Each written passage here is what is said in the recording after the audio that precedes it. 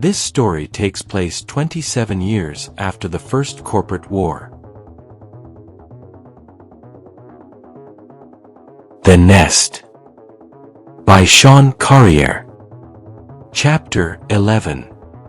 The sun was hanging high in the western sky, promising at least 5 more hours of daylight as the team rolled up to the suburban market square Danny Blue's satellite phone calls had been made from. The low radiation alley was narrowest here at barely 100 meters in width, forcing the team to travel through a dense residential area with endless rows of cookie-cutter suburban homes. Standing in the bed of Laura's truck, Slick looked around him and made the grim observation that these houses resembled gravestones in how they cast their shadows in the mid-afternoon sun. In a sense, that's exactly what these houses were, as none of the families who'd occupied them ever had a chance to evacuate. 27 years back, when some damn fool had detonated a cobalt bomb, it created a massive radiation plume that covered 3 whole cities like an invisible blanket of death. Within a few short minutes, anyone caught within 100 clicks of ground zero were living corpses before they knew anything was wrong. Slick could only smell the recycled air inside his suit, but he could swear he picked up the scent of decomposition. Nearly 3 decades had passed since the Big Dirty Bang, and any bodies in those bungalows would be skeletons at most by now. Yet, death tends to leave a smell in the air that hangs forever. Worse if it's death on a grand old scale. The rest of the team weren't faring all that much better, as bench press had to regulate his breathing every now and again, not to mention Sam was twitchier than usual. There's a limit to how much death somebody should have to deal with in one sitting.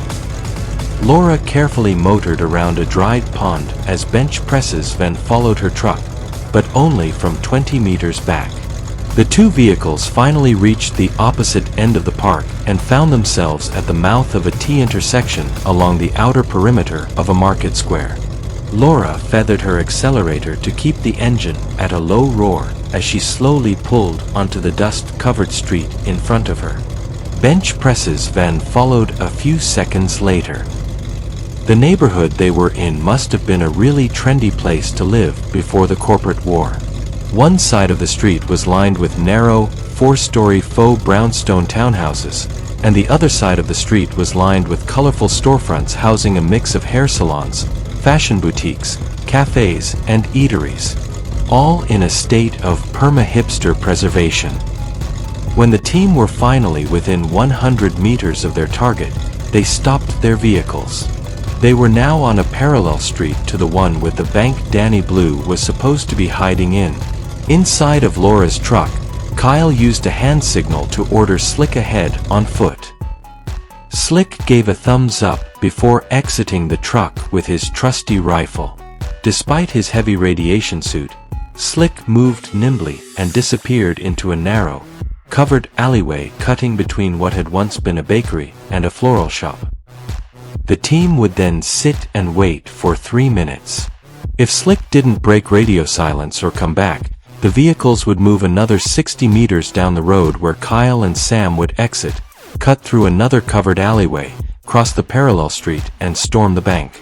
The team's leader already had 3 flashbangs secured to the front of his webbing, and he knew Sam would be carrying twice as many. Kyle checked the clock in the corner of his suit's head-up display, figured Slick had taken up a covering position by now, and gave Laura the signal to drive them down the road. Laura eased up on the clutch and her truck began to move. Bench press's van followed from 10 meters back. A little over a block down, Laura's truck and bench press's van came to another gentle stop.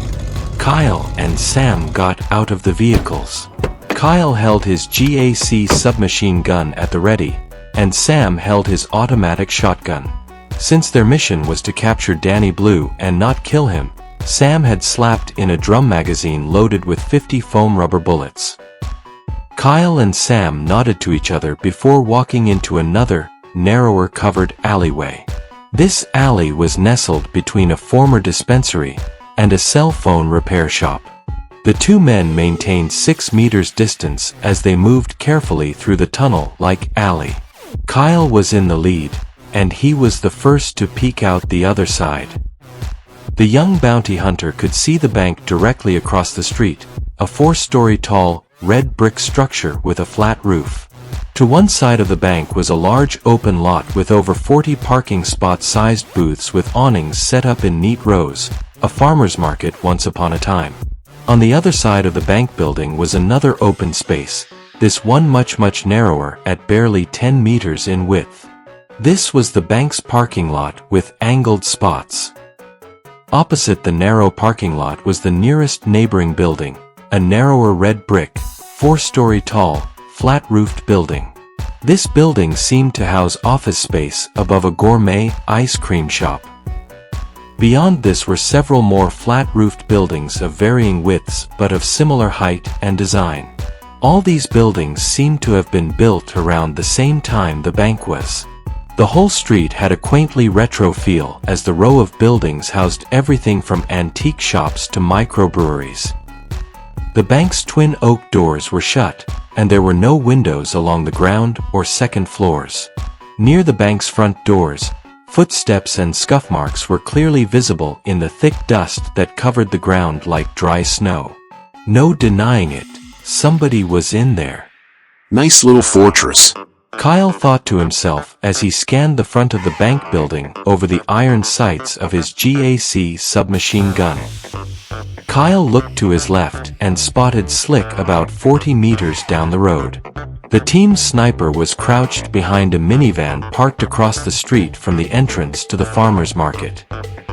Slick kept his rifle pointed at the bank with one hand as he used his free hand to sign "No movement" over to Kyle. Kyle acknowledged Slick with a visible nod before glancing to his right. That's when Kyle spotted Danny Blue's disabled ride. Just like Mikey the gas pump man had described, a dark blue, full-sized SUV. Kyle signaled for Sam to stay put and to keep his eyes on the bank. Kyle then stepped out onto the sidewalk, stuck to the shadows as best he could and slowly began moving toward the crashed vehicle. The SUV was 40 meters up the road, laying on its driver's side with the tail end pointed back toward Kyle. There were a few abandoned vehicles parked along Kyle's side of the road. Halfway to the crashed SUV, Kyle saw a parked car that had been hit by the SUV. Kyle paused to examine the damage to the parked car and then looked at the road. The tire tracks in the dust showed the SUV had swerved sharply to the right while traveling at high speed. The SUV had then clipped the parked car before they could straighten out. The car must have acted like a stunt ramp, sending the passenger side of the top-heavy SUV up into the air. Kyle noted how half of the parked car's rear end was sheared clean off by the glancing collision, confirming the SUV was moving at very high speed at the time of the crash. What the hell could have made the driver swerve like that? Kyle asked himself as he began moving toward the crashed SUV. When he reached the SUV, Kyle saw the front passenger side tire was ripped up from the crash with its rim bent out of shape like a soaked beer coaster. The young bounty hunter moved around the vehicle to get a better look inside. There were no occupants, alive or otherwise. Also, the rear cargo section was empty. Kyle kept his GAC pointed at the bank as he looked at the footprints in the dust on the road. That's when he noticed a plastic jerry can laying on the pavement between the crashed SUV and the bank building. Satisfied with his examination of the wrecked SUV, Kyle moved back to the sidewalk. Keeping his GAC pointed at the bank, Kyle walked all the way back to the mouth of the narrow alley where Sam was waiting. Once back at the mouth of the alley, Kyle and Sam locked eyes through the visors of their helmets and nodded to each other. Good to go.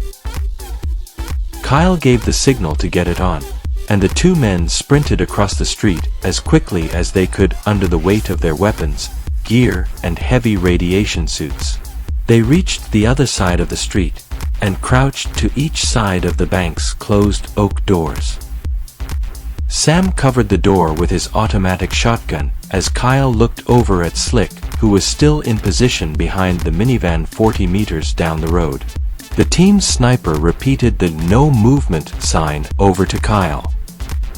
Kyle let his submachine gun dangle from its sling and checked one of the oak doors. To his surprise, the door was unlocked. The young bounty hunter unclipped one of the flashbangs attached to his webbing. He pulled the pin on the flashbang, careful to hold the spool in place. Kyle then pushed the door open before tossing the flashbang into the bank.